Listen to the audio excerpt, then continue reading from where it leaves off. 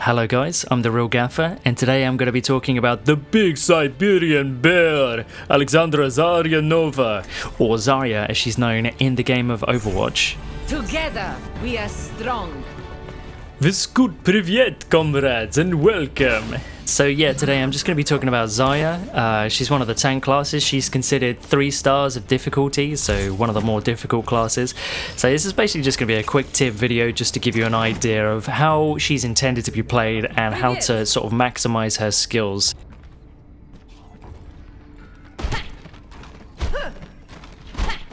Okay, so I'm going to start off by talking about Zarya's weapon and skills. Zarya's particle cannon has a short range, hit scan, beam primary attack, and a grenade launcher style secondary attack.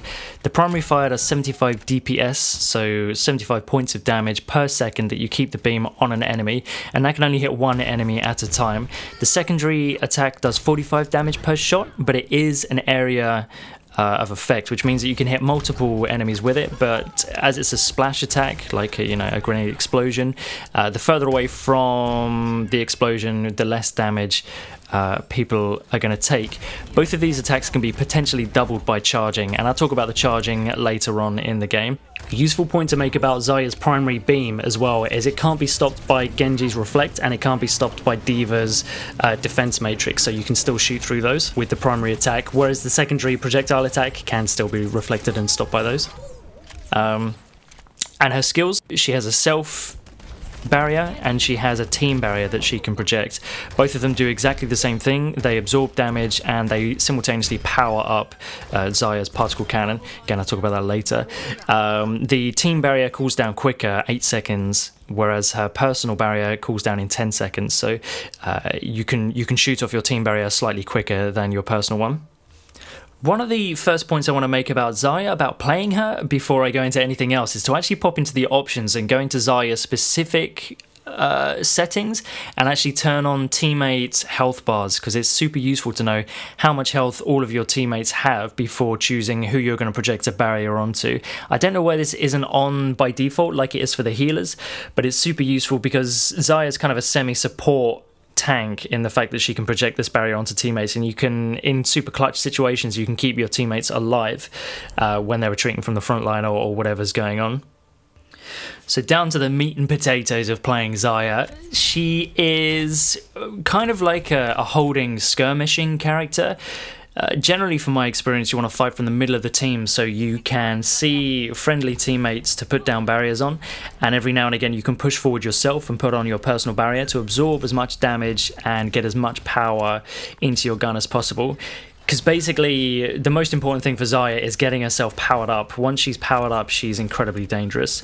So generally, if you see someone pushing a choke point, or you see someone flanking and it looks like they're about to take a lot of fire, or they are already taking a lot of fire, and obviously if you've got their health bars up you can see that, you want to pop down a barrier on them, and it's going to give your opponents 2 decisions. They can either continue firing at them and power you up, or they're going to have to switch target, and it makes it very awkward for the opposing team when these shields keep popping up on people and they have to make that mental decision of whether they want to keep wailing on this person and potentially make the Zarya too powerful, or whether they want to switch targets and generally just make their lives a pain in the arse.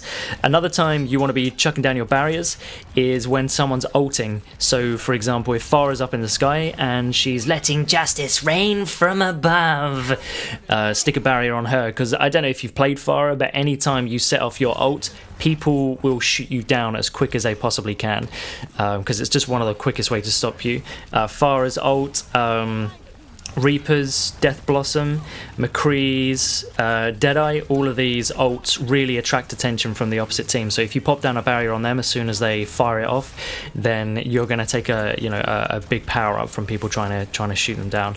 Or otherwise, the enemy team's going to run away, or they're going to get killed, or something good's going to happen basically. So Zarya is a tank, so she's intended to take a lot of damage, but the best way to play Zarya is in a skirmishing fashion, because she has 200 points of shield. So if you look at health bars, it's half white, half blue, 200 regular hit points, 200 shield hit points. When those blue hit points run out, you'll notice that there's kind of like a screen crack and like the sound of breaking glass, which means your shield is broken.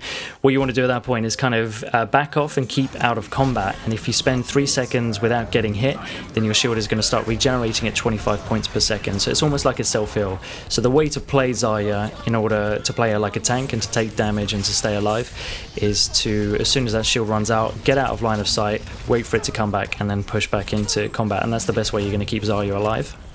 So right, the other aspect of playing Zarya, charging her particle cannon. So she has the 2 barriers and they charge the particle cannon when they take damage. Now the barriers absorb 200 damage, or they switch off after 2 seconds, whichever happens first. You get 1% charge per 4 damage taken on either of your barriers. And 1% charge translates to 1% extra damage, so up to 100% basically. So you can double your damage potentially with the charge that you get, and you'll see the charge building up in the middle of your screen with the number. It also dissipates at a rate of 2% per second. So from a maximum charge of 100, you've got 50 seconds of charge basically. But it basically means that you want to be constantly keeping your charge up by casting the barriers on your teammates and yourself, and keep taking hits to keep your particle cannon fully charged. When it is fully charged, the damage that Zarya is doing is basically rivaling the offensive characters whilst also having the health of a tank, so you become incredibly dangerous. But everyone can see that you're supercharged, and you can see yourself that you're supercharged, so people start keeping away from you. Another thing to bear in mind with the barriers is they can actually absorb more than 200 damage if they get hit by a big hit. So, for example, Junkrat's Riptire, which does I think 300, and Tracer's Sticky Bomb, which does, is it 350 or 400 damage? More than 200 anyway, but the barriers will completely absorb them before they switch off. So they take the full hit and then they switch off. You still only get a maximum of 50% from them, but bear in mind that you can save lives from, Riptires and Sticky Bombs if you get the barrier at the perfect right time. One point I almost forgot to mention actually is Zarya's ultimate, her Graviton Surge. So this creates like a black hole effect which drags all of your enemies towards the center.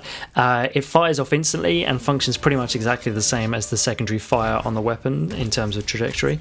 It drags all of your enemies towards it. The actual attack itself doesn't really do much damage. It does like 1 damage per second to everyone stuck in it. So what you really want to be doing is using this in tandem with a teammate that can do damage as well. Alternatively, if you're fully powered, your secondary attack will actually do a good amount of AoE damage to the people in it, but they are going to be shooting back at you, so it's always good to do this with a teammate around. What I would say is use the in-game commands to tell your team that your ultimate is ready. My ultimate is ready. And see if anyone else has an ultimate ready, and hopefully if everyone's working together, it's going to work really well. On PC, you just hold C and drag down with the mouse, and that'll tell everyone that your ult is ready. On Xbox, you press down on the D-pad, same thing happens, and then generally you want to shoot it down, and then hopefully a Pharah will fly in and use her barrage, or maybe a Reaper will come in and use his Death Blossom, something like that, and in tandem you should be able to kill half of their team at least. Okay, so that's basically all I have to say about Zarya. So to summarize, utilize her 200 points of shield, make sure that you let them regen when you can if you haven't got a healer on you. Utilize your barriers to stop people getting killed on choke points, that kind of thing, and giving you as much charge power as you possibly can. Play Zarya as a supporting tank when she's low on charge, and then you can play her far more offensively once she's fully charged, because she can do a big deal of damage. But yeah, that's pretty much all I got to say. Thanks for watching the video, guys. Feel free to give me any criticism, blah blah blah blah blah. Thanks for watching, like and subscribe, etc etc, or don't. And I'll see you guys later. Goodbye.